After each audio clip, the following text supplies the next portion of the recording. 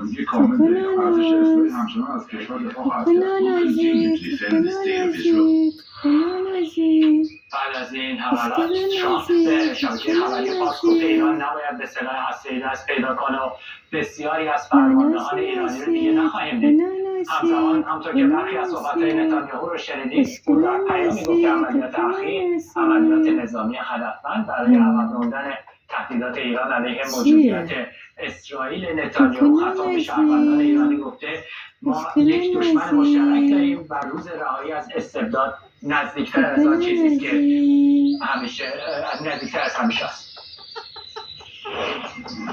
مستقیم بریم به کنگره ایالات متحده آمریکا در پایتخت آمریکا واشنگتن دی سی همراه بشیم با همکارم آرش علایی. خیلی زود آرش فکر میکنم در این ساعت از صبح که الان نزدیک به 6 صبح شاهد ورود نمایندگان کنگره باشیم، اما میدونم که رسانه ها و مطبوعات تحلیل های مختلفی داشتن.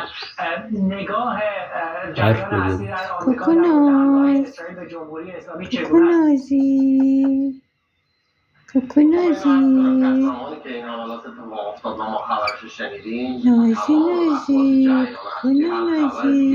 گذاشتن زمین و فقط الان تمرکز دارم راجع به این داستان در مورد اینکه چه اتفاقی خواهد افتاد صحبت میکنن. تحلیلگرانی که میآورن تقریبا تمامی خبرنگاران ارشدی که من میشناسم، چه خبرنگاران کنگره چه خبرنگار کاخ سفید، همشون ساعت بودن 10 شب فراخونده شدن به کار و میشد از قیافه‌ها تشخیص داد که خیلی‌هاشون انتظار نداشتن، شب از خواب حتی بیدار شده بودن. برخی از شبکه‌های تلویزیونی حتی تبلیغاتی که معمولا پخش می‌کنن رو متوقف کردن که تو می‌دونی شبکه تلویزیونی که در آمریکا هست معمولا شبکه‌های خصوصی به شدت به این تبلیغات محتاجن و اون پولی که در میارن حاضر شدن این تبلیغات رو پولش رو بیخیال شدن، ولی تمرکزشون بگذارن و این داستان و یک لحظه هم ولش نکردن.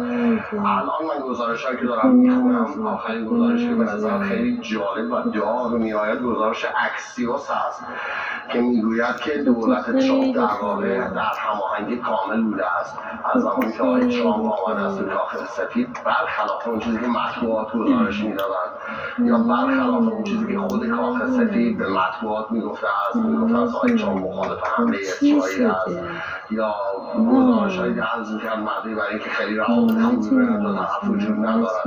الان اکسیوس میگوید به قول 2 منبع اسرائیلی در تمام این مدت دو رهبر در حال هماهنگی با هم بودن.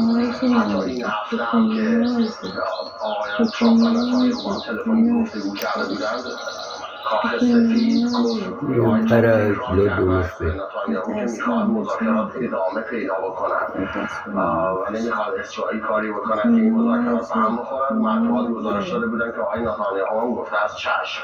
اما الان اکسیوس میگوید تمام اینها به خاطر این بوده است که جمهوری اسلامی غافلگیر بشود، سورپریز بشود، اینکه جمهوری اسلامی فکر میکرده است که واقعا این اختلافات واقعی است و باعث شده است که هیچ کار خاصی نتونن انجام بدن در مقابل این حملات.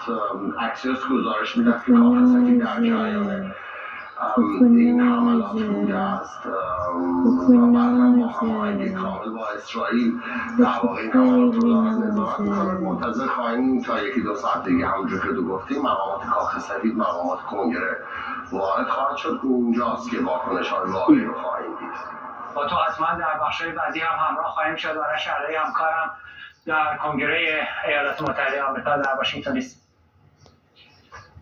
اما همونطور که خدمتتون عرض کردم، فرودگاه و پایگاه هوایی تبریز دقایقی قبل مورد حمله اسرائیل قرار گرفته. تصاویر منتشر شده شدت انفجارها را نشون میده. بیشتر اسرائیل 10 نقطه از استان آذربایجان شرقی را هم مورد حمله خودش قرار داده. لحظاتی پیش صدای انفجار از شیراز هم شنیده شده. تصاویر مربوط به تبریز رو با هم ببینیم، آخرین اونها رو.